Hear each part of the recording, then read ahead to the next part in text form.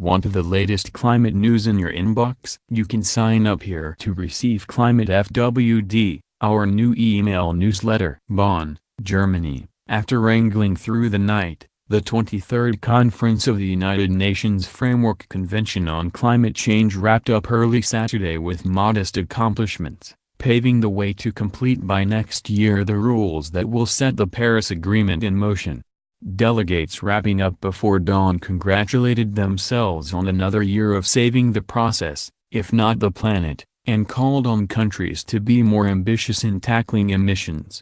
Climate change is a global challenge. The Paris Agreement has sped up the historic global momentum for dealing with climate change, and that momentum is not reversible, said China's lead negotiator, Xi Jinping.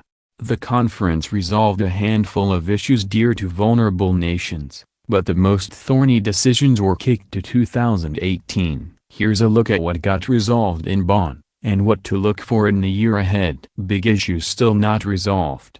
No major decisions were expected from this 23rd Conference of the Parties, known as 23 Colombian pesos. The goal for this meeting had always been that countries would begin drafting rules and processes for translating the ambitious goals of the Paris Agreement into action.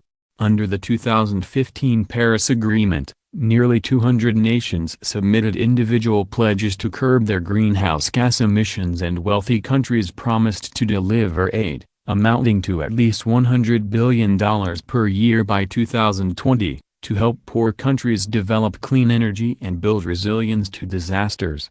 Negotiators said they had made some progress expanding the fine print of that agreement, particularly in refining rules that will help verify whether countries are actually reducing emissions as promised. But countries still have to finalize a rule book that will govern a much larger climate discussion in 2018.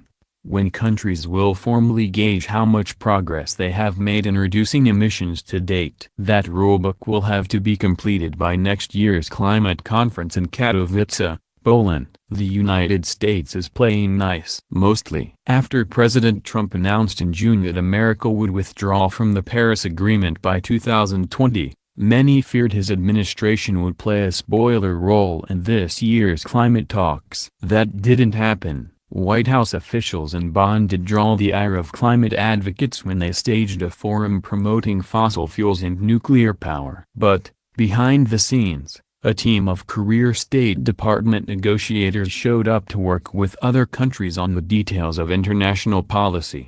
Those negotiators pushed hard for China, India and other developing countries to be as transparent as possible in verifying their emissions reductions. But they also beat back proposals from poor countries that insisted that rich nations should offer a fuller accounting of the climate aid they are providing. That move angered a number of developing countries, particularly since Mr. Trump has said the United States will no longer contribute to the Green Climate Fund for global warming assistance. Island leaders were disappointed. Fiji was the official host of this year's talks, and organizers did their best to transform the conference hall in this German city into something resembling a tropical Pacific island. But the leaders of islands and other vulnerable countries said they were disappointed that wealthy nations had opposed sweeping steps to compensate countries already threatened by climate change.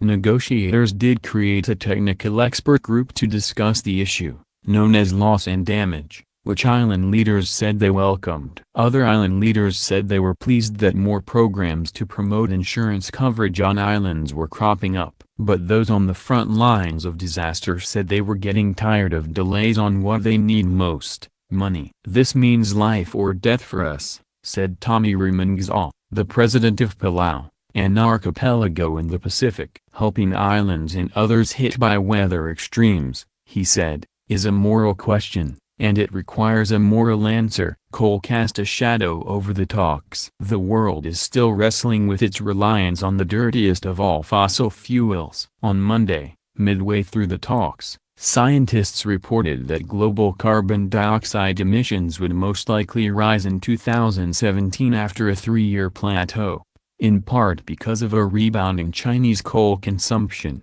And not just in China. An hour's drive from the conference, Germany is expanding mining operations for lignite coal. Still, There are signs that the global coal boom is coming to an end. The International Energy Agency issued a report declaring that coal's boom years are over, as more and more countries start shifting to cleaner sources of electricity, including natural gas, wind, and solar. On Thursday, 19 countries vowed to phase out their coal use by 2030, though it was largely a symbolic gesture because those countries were already getting rid of coal.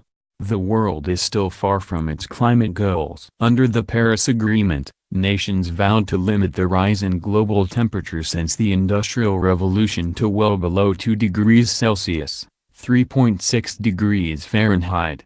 Everyone at the Bonn talks conceded that nations were still way off course from that goal. Current pledges for constraining greenhouse gases put the world on pace for 3 degrees Celsius of warming or more, a drastic change that would reshape coastlines, put many populated islands underwater and usher in a new era of deadly heat waves, floods and droughts.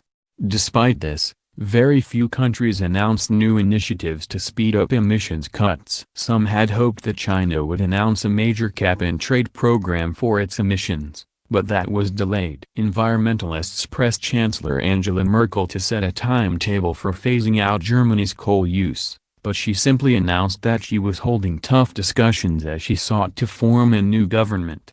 Instead, most countries will wait until the next few years before discussing how to ratchet up their efforts. The wheels of diplomacy turn slowly,